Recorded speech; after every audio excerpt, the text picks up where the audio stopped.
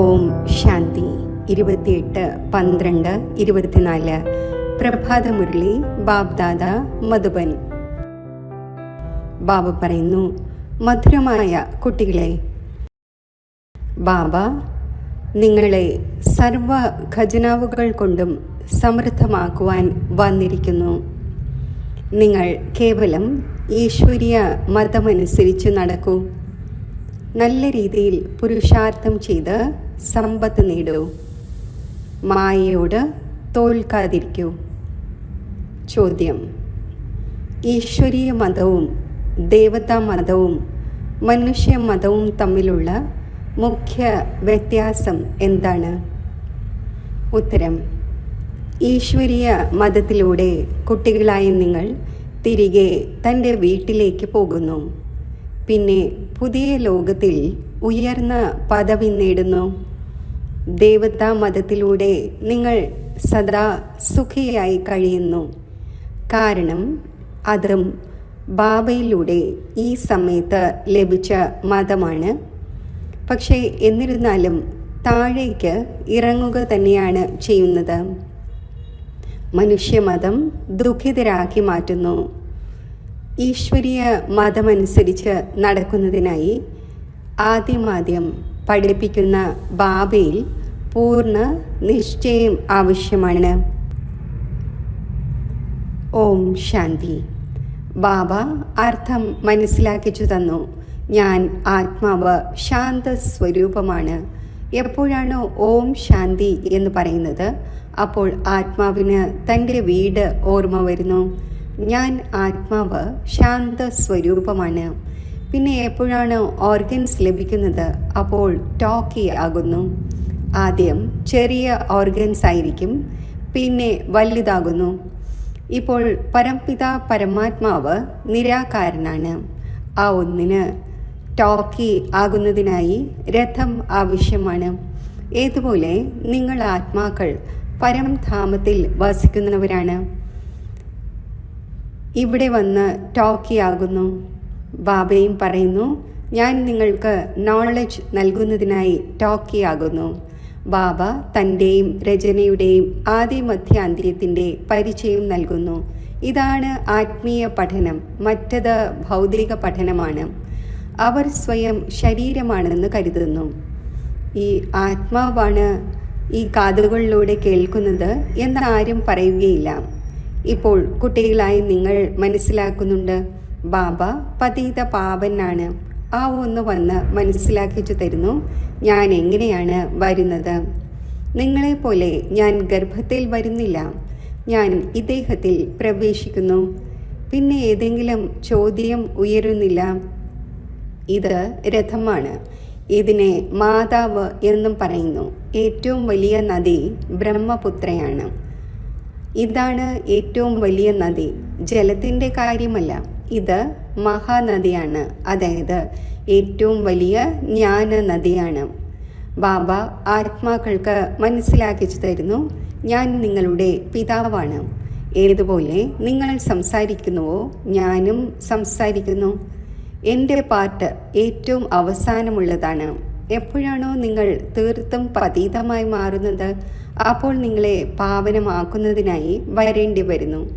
ഈ ലക്ഷ്മി നാരായണനെ ഇങ്ങനെ ആക്കുന്നവൻ ആരാണ്? ഈശ്വരനല്ലാതെ മറ്റാരെക്കുറിച്ചും ഇങ്ങനെ പറയുവാൻ സാധിക്കില്ല. പരിധിയില്ലാത്ത പിതാവ് തന്നെയായിരിക്കുമല്ലോ സ്വർഗത്തിൻ്റെ അധികാരി ആക്കുന്നുണ്ടാവുക. ബാബ തന്നെയാണ് ജ്ഞാനത്തിൻ്റെ സാഗരം. ആ ഒന്ന് പറയുന്നു, ഞാൻ ഈ മനുഷ്യ സൃഷ്ടിയുടെ ചൈതന്യ ബീജമാണ്. ഞാൻ ആദിമധ്യ അന്ത്യത്തെ അറിയുന്നു. ഞാൻ സത്യമാണ്. ഞാൻ ചൈതന്യ ബീജരൂപമാണ്. സൃഷ്ടിയാകുന്ന വൃക്ഷത്തിൻ്റെ നോളജ് എന്നിലുണ്ട്. ഇതിനെ സൃഷ്ടിചക്രം അഥവാ ഡ്രാമ എന്ന് പറയുന്നു. ഇത് തിരിഞ്ഞുകൊണ്ടേയിരിക്കുന്നു. ആ പരിധിയുള്ള ഡ്രാമ 2 മണിക്കൂർ നടക്കുന്നു. ഇതിൻ്റെ റീൽ 5000 വർഷത്തിൻ്റേതാണ്. കടന്നു പോയിക്കൊണ്ടേയിരിക്കുന്ന സമയം 5000 വർഷത്തിൽ നിന്നും കുറഞ്ഞുകൊണ്ടേയിരിക്കും. നിങ്ങൾക്കറിയാം, ആദ്യം നമ്മൾ ദേവി ദേവതയായിരുന്നു. പിന്നെ പതുക്കെ പതുക്കെ ഈ ക്ഷത്രിയ കുലത്തിൽ വന്നു. ഈ മുഴുവൻ രഹസ്യവും ബുദ്ധിയിലുണ്ടല്ലോ. അപ്പോൾ ഇത് സ്മരിച്ചുകൊണ്ടേയിരിക്കേണ്ടത് ആവശ്യമാണ്. നമ്മൾ തുടക്കത്തിൽ പാർട്ട് അഭിനയിക്കുവാൻ വന്നു. അപ്പോൾ നമ്മൾ തന്നെയാണ് ദേവി ദേവത ആയിരുന്നത്. 1250 വർഷം രാജ്യം ഭരിച്ചു. സമയം പോയിക്കൊണ്ടിരിക്കുന്നുവല്ലോ. ലക്ഷക്കണക്കിന് വർഷങ്ങളുടെ കാര്യമേയില്ല. ലക്ഷക്കണക്കിന് വർഷങ്ങൾ ആണെങ്കിൽ ആർക്കും തന്നെ ചിന്തിക്കുവാൻ പോലും സാധിക്കില്ല. കുട്ടികളായ നിങ്ങൾ മനസ്സിലാക്കുന്നുണ്ട്, നമ്മൾ ഈ ദേവി ദേവതയായിരുന്നു, പിന്നെ പാർട്ട് അഭിനയിക്കുന്നു. വർഷത്തിന് പിന്നാലെ വർഷം കടന്നുപോയി. ഇപ്പോൾ എത്ര വർഷം കടന്നു പോയിരിക്കുകയാണ്. പതുക്കെ പതുക്കെ സുഖം കുറഞ്ഞുകൊണ്ടിരിക്കുന്നു. ഓരോ വസ്തുവും സതോ പ്രധാനവും സതോ രജോ തമോയും ആകുന്നു. പഴയത് തീർച്ചയായും ആകുന്നു. ഇത് പിന്നെ പരിധിയില്ലാത്ത കാര്യമാണ്. ഈ എല്ലാ കാര്യങ്ങളും നല്ല രീതിയിൽ ബുദ്ധിയിൽ ധാരണ ചെയ്ത ശേഷം മറ്റുള്ളവർക്ക് മനസ്സിലാക്കിച്ചു കൊടുക്കണം. എല്ലാവരും ഒന്നുപോലെ ആയിരിക്കില്ല. തീർച്ചയായും ഭിന്ന ഭിന്ന രീതിയിലായിരിക്കും മനസ്സിലാക്കിക്കുന്നുണ്ടാവുക. ചക്രത്തെക്കുറിച്ച് മനസ്സിലാക്കിച്ചു കൊടുക്കുന്നത് ഏറ്റവും സഹജമാണ്. ഡ്രാമയും വൃക്ഷവും രണ്ടും മുഖ്യ ചിത്രങ്ങളാണ്. കൽപ്പവൃക്ഷം എന്ന പേരുണ്ടല്ലോ. കൽപ്പത്തിൻ്റെ ആയുസ് എത്ര വർഷത്തിൻ്റെതാണ്? ഇത് ആരും അറിയുന്നില്ല. മനുഷ്യരുടെ അനേകം മതങ്ങളുണ്ട്.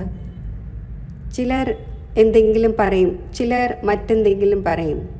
ഇപ്പോൾ നിങ്ങൾ അനേകം മനുഷ്യമതത്തെയും മനസ്സിലാക്കി, ഒരു ഈശ്വരീയ മതത്തെയും മനസ്സിലാക്കി. എത്രമാത്രം വ്യത്യാസമുണ്ട്!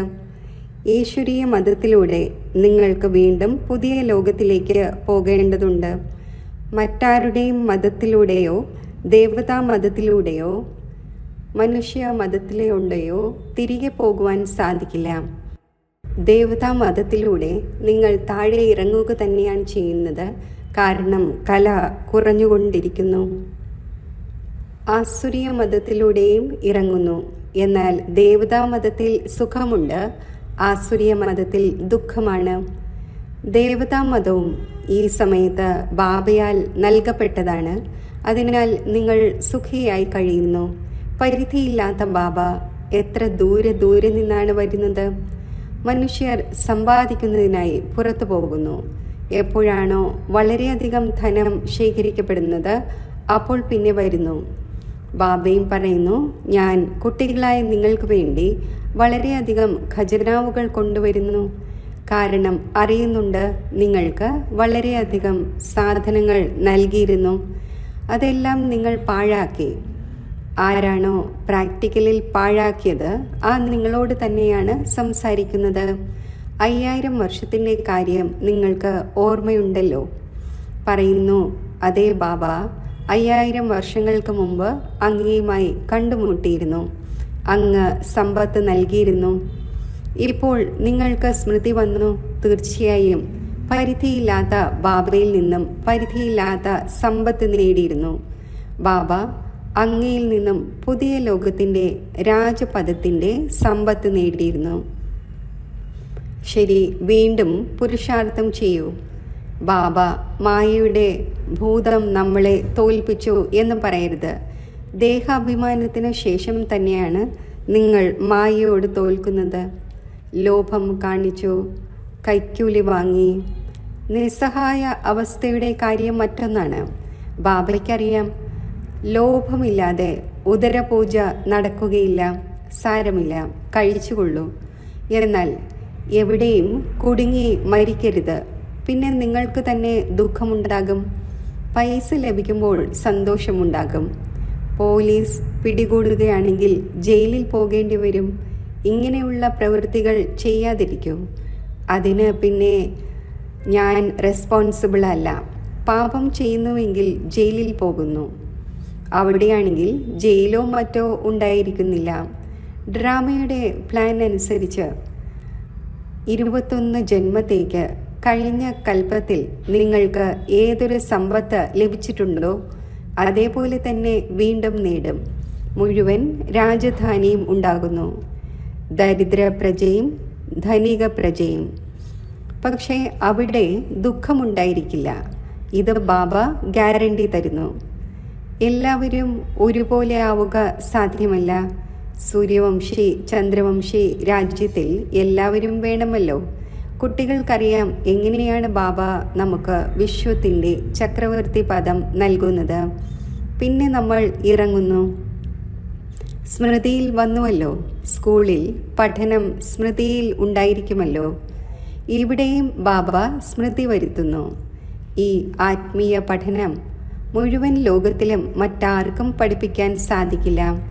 ഗീതയിലും മന്മനാഭവ എന്ന് എഴുതിയിട്ടുണ്ട്. ഇതിനെ മഹാമന്ത്രം, വശീകരണ മന്ത്രം എന്ന് പറയുന്നു. അതായത് മായയുടെ മേൽ ജയം നേടുന്നതിനുള്ള മന്ത്രം.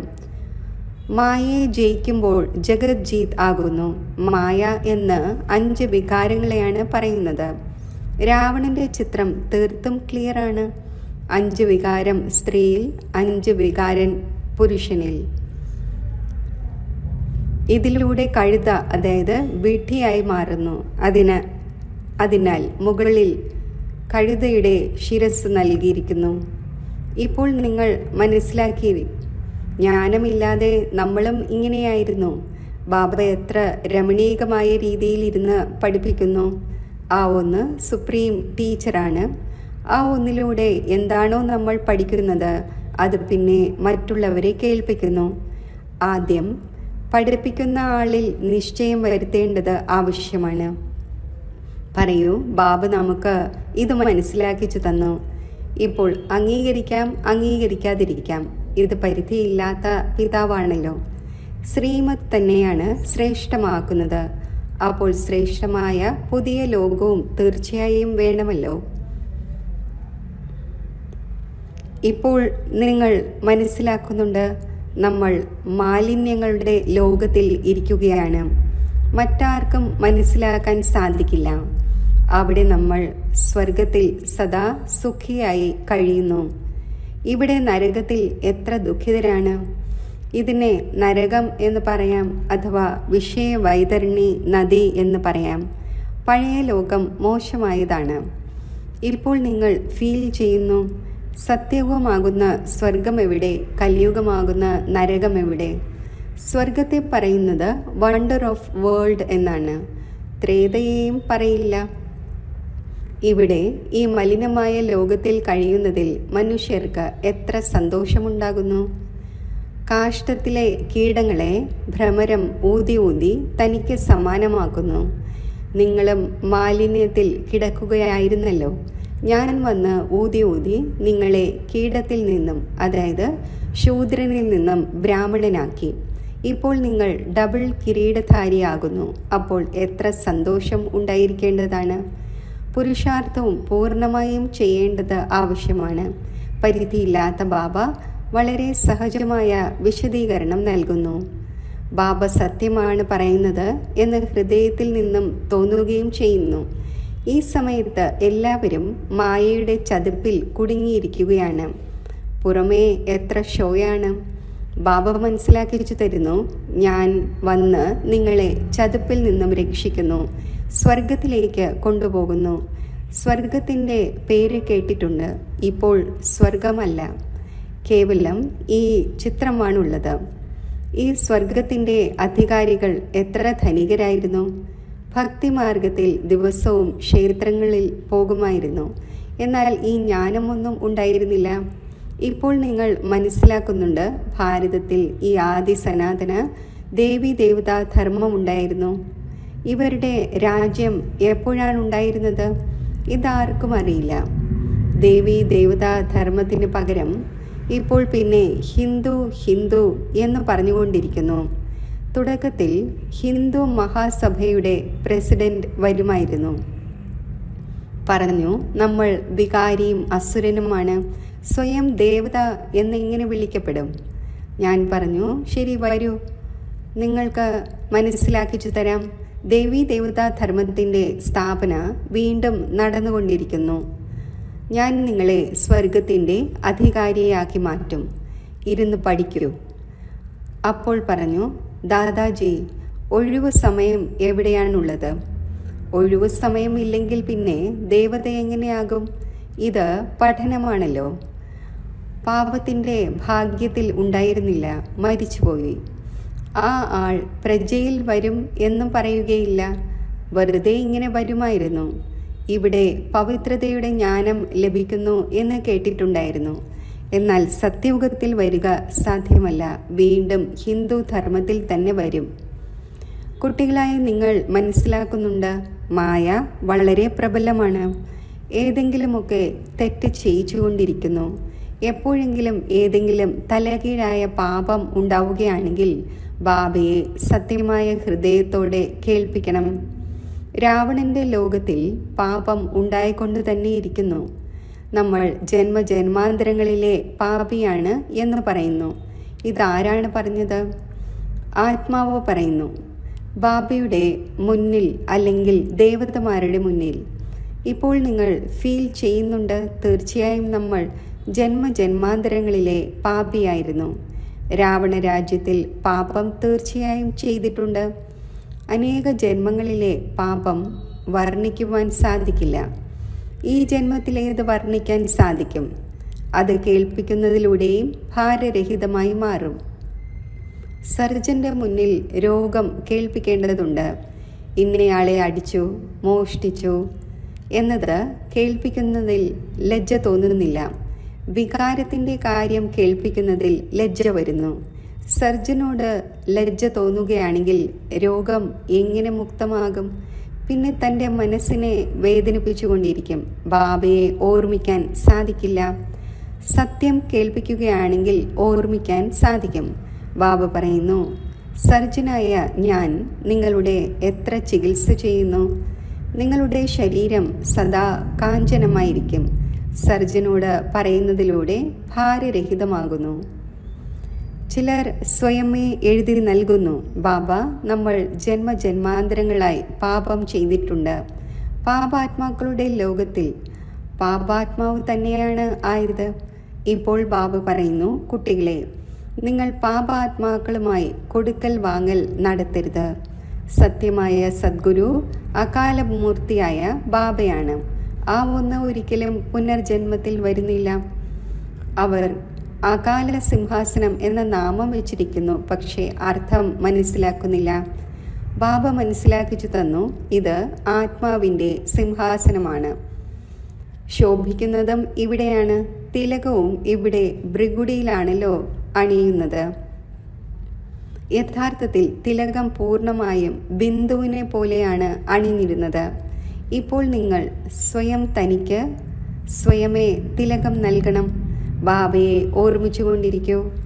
ആര് വളരെയധികം സർവീസ് ചെയ്യുമോ അപ്പോൾ വലിയ മഹാരാജാവാകും. പുതിയ ലോകത്തിൽ പഴയ ലോകത്തിൻ്റെ പഠനം പഠിക്കേണ്ടതില്ല.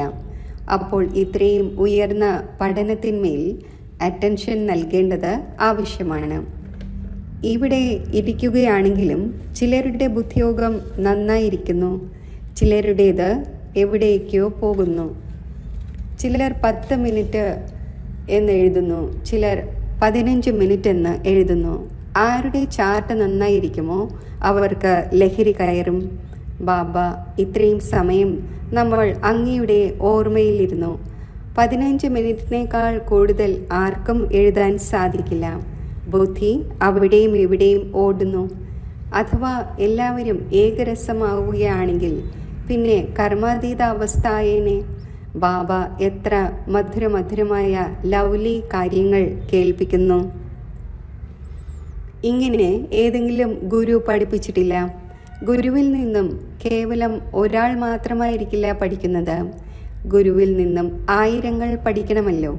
സദ്ഗുരുവിൽ നിന്നും നിങ്ങൾ എത്ര പേരാണ് പഠിക്കുന്നത്?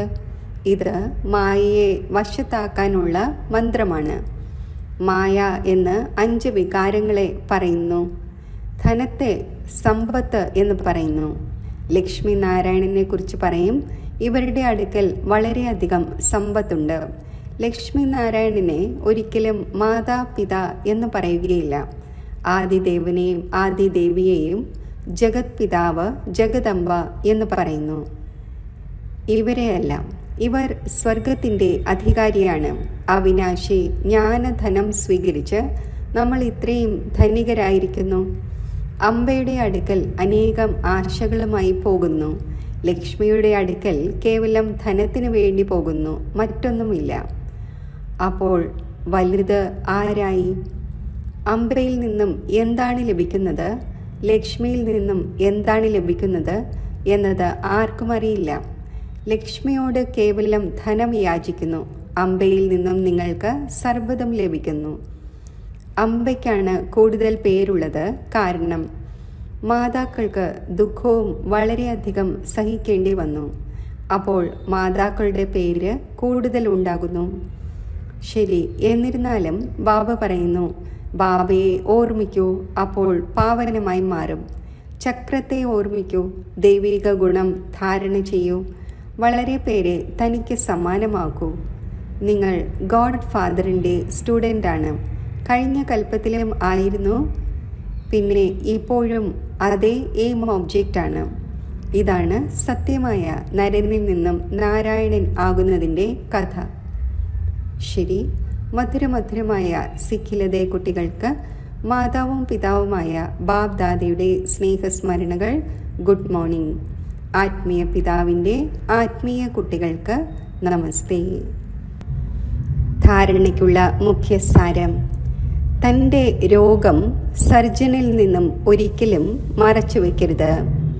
മായയുടെ ഭൂതങ്ങളിൽ നിന്നും സ്വയം തന്നെ രക്ഷിക്കണം. സ്വയം തനിക്ക് രാജതിലകം നൽകുന്നതിനായി സർവീസ് തീർച്ചയായും ചെയ്യണം. സ്വയം തന്നെ അവിനാശി ജ്ഞാനധനത്താൽ ധനവാൻ ആക്കണം. ഇപ്പോൾ പാപാത്മാക്കളുമായി കൊടുക്കൽ വാങ്ങൽ നടത്തരുത്. പഠനത്തിൽ പരിപൂർണ അറ്റൻഷൻ നൽകണം.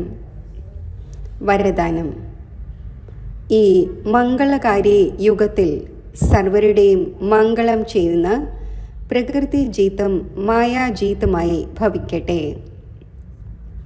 സംഗമയുഗത്തെ മംഗളകാരി യുഗം എന്ന് പറയുന്നു. ഈ യുഗത്തിൽ സദാ ഈ സ്വമാനം ഓർമ്മയുണ്ടായിരിക്കണം. ഞാൻ മംഗളകാരി ആത്മാവാണ്. എൻ്റെ കർത്തവ്യമാണ് ആദ്യം സ്വയം തൻ്റെ മംഗളം ചെയ്യണം, പിന്നെ സർവരുടെയും മംഗളം ചെയ്യണം. മനുഷ്യാത്മാക്കളുടെ മാത്രമല്ല, നമ്മൾ പ്രകൃതിയുടെയും മംഗളം ചെയ്യുന്നവരാണ്. അതിനാൽ പ്രകൃതി ജീത്തെന്നും മായാജീത്തെന്നും വിളിക്കപ്പെടുന്നു. എപ്പോഴാണോ ആത്മാവാകുന്ന പുരുഷൻ പ്രകൃതി ജീത്തായി മാറുന്നത്, അപ്പോൾ പ്രകൃതിയും സുഖദായിയായി മാറുന്നു. പ്രകൃതിയുടെയും മായയുടെയും ചഞ്ചലതയിൽ വരിക സാധ്യമല്ല. അവരിൽ അമംഗളത്തിൻ്റെ വായുമണ്ഡലത്തിൻ്റെ പ്രഭാവം ഉണ്ടാവുക സാധ്യമല്ല. സ്ലോഗൻ: പരസ്പരമുള്ള വിചാരങ്ങൾക്ക് ബഹുമാനം നൽകൂ, അപ്പോൾ മാനനീയ ആത്മാവായി മാറും. ഓം ശാന്തി.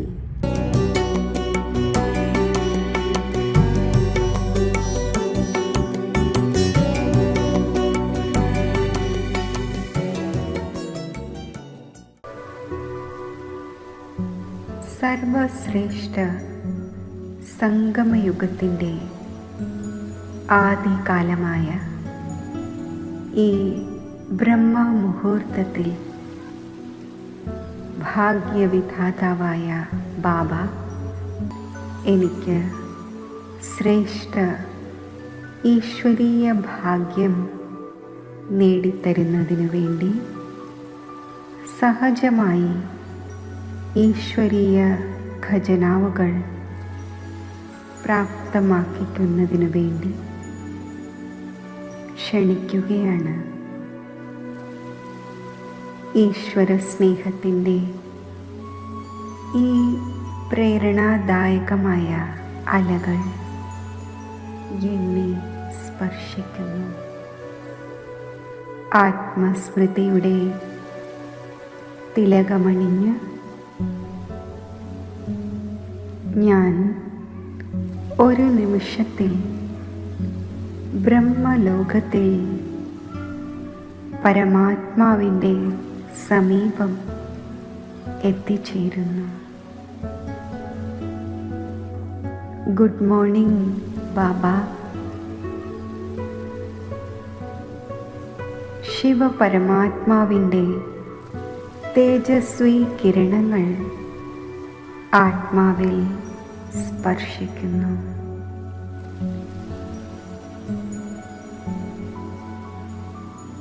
സർവപ്രാപ്തികളും ഉൾക്കൊള്ളുന്ന ധാരണാമൂർത്തിയായി ഞാൻ മാറുകയാണ്.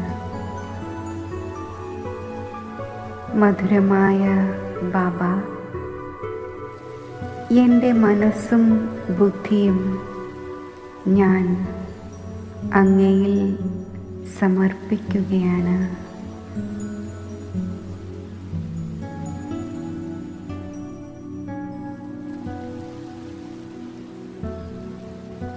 ഞാൻ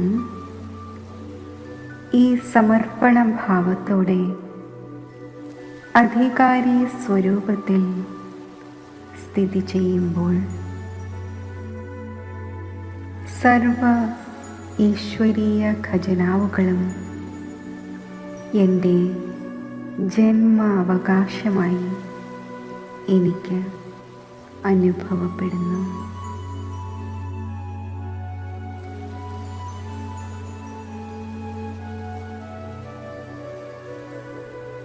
വരദാതാവായ ബാബ,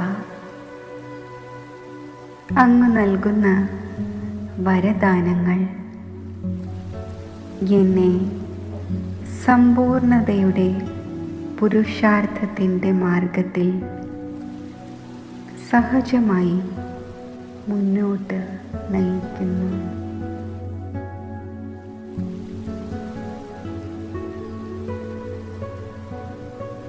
എൻ്റെ സുഹൃത്തായ ബാബ, അങ്ങ് എനിക്ക് നൽകുന്ന കൂട്ട് ആത്മീയ സുരക്ഷയുടെ ഛത്രഛായയ്ക്കുള്ളിൽ ജീവിക്കുന്ന അനുഭവം എന്നിൽ വരുത്തുന്നു.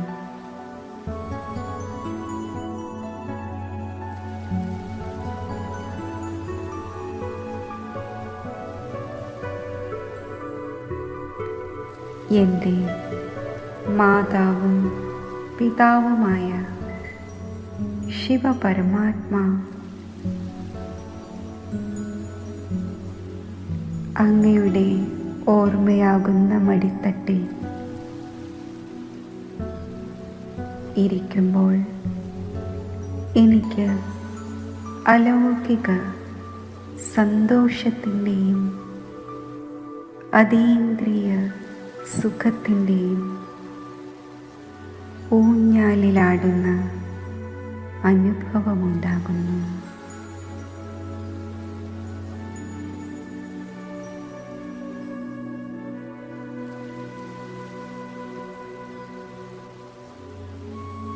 ഇപ്പോൾ ഞാൻ സൈലൻസിൻ്റെ ഭാഷയിലൂടെയുള്ള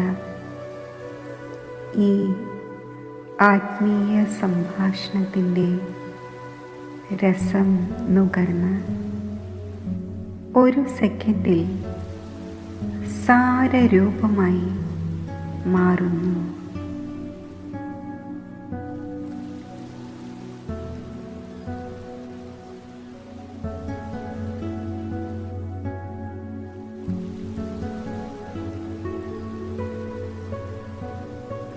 ഞാൻ ശക്തിശാലി ബിന്ദുരൂപസ്ഥിതിയിൽ സ്ഥിതി ചെയ്യുന്നു. ബിന്ദുരൂപമായ ബാബയിൽ നിന്നും ലൈറ്റിൻ്റെയും മൈറ്റിൻ്റെയും കിരണങ്ങൾ എനിക്ക് പ്രാപ്തമാകുന്നു.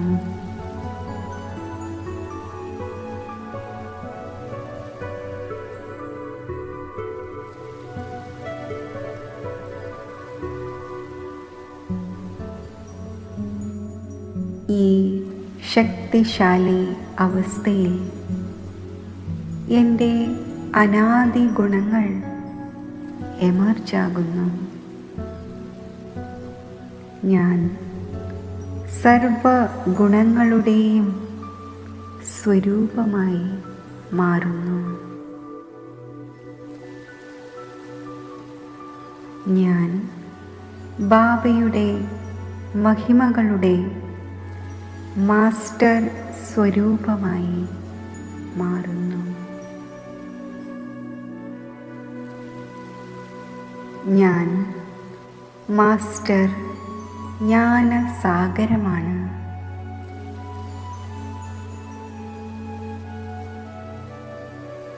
മാസ്റ്റർ സർവശക്തിവാനാണ്.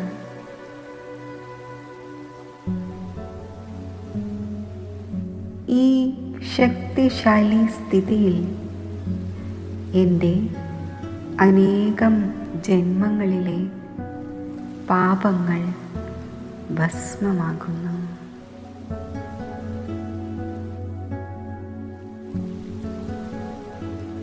ആത്മാവിൽ പവിത്രതയുടെ പ്രകാശം നിറയുന്നു.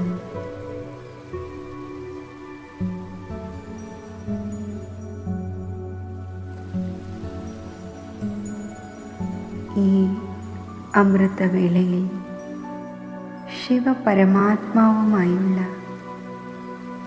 ഈ ദിവ്യ അലൗകിക മിലനത്തിൻ്റെ ആനന്ദമെടുത്തുകൊണ്ട് ഞാൻ എൻ്റെ ഡബിൾ ലൈറ്റ് സ്വരൂപം ധാരണ ചെയ്യുന്നു.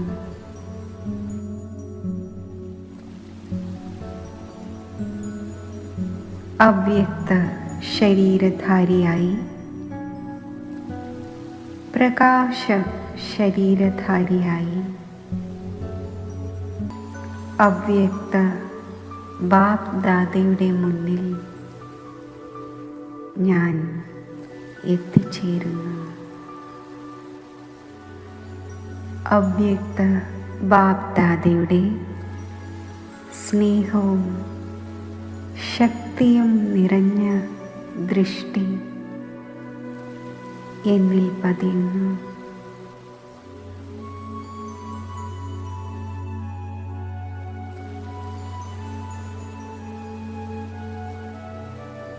ഞാൻ ആ അനുഭവങ്ങളുടെ ആഴങ്ങളിൽ സ്ഥിതി ചെയ്യുന്നു.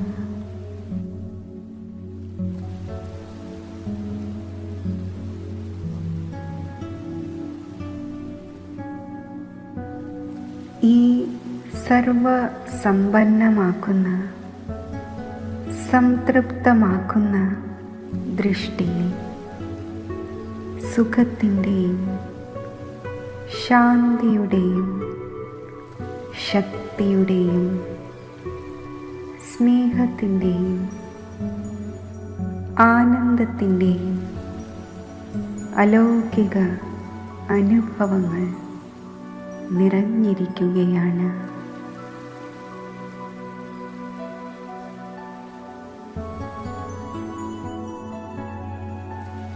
ബാപ് ദാദയുടെ ദൃഷ്ടി എന്നെ വിശ്വവരദാനി സ്വരൂപത്തിൽ സ്ഥിതി ചെയ്യിക്കുന്നു.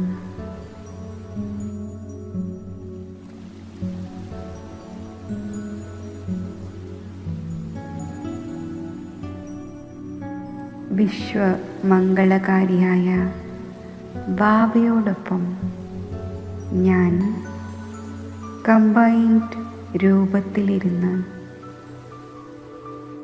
എൻ്റെ സങ്കല്പത്തിലൂടെയും വൃത്തിയിലൂടെയും സുഖത്തിൻ്റെയും ശാന്തിയുടെയും ശക്തിയുടെയും സ്നേഹത്തിൻ്റെയും ആനന്ദത്തിൻ്റെയും ആത്മീയ സുഗന്ധം വിശ്വമാകെ വ്യാപിപ്പിക്കുകയാണ്.